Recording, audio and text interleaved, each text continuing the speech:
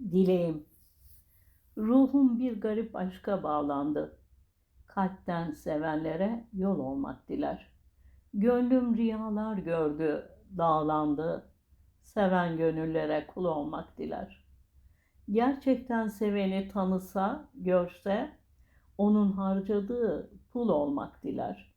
Vefa zincirini eliyle örse, vefalı dostlara yar olmak diler. Aşk sözün kalbinden söyleyen dile bir damla su olup kaybolmak diler.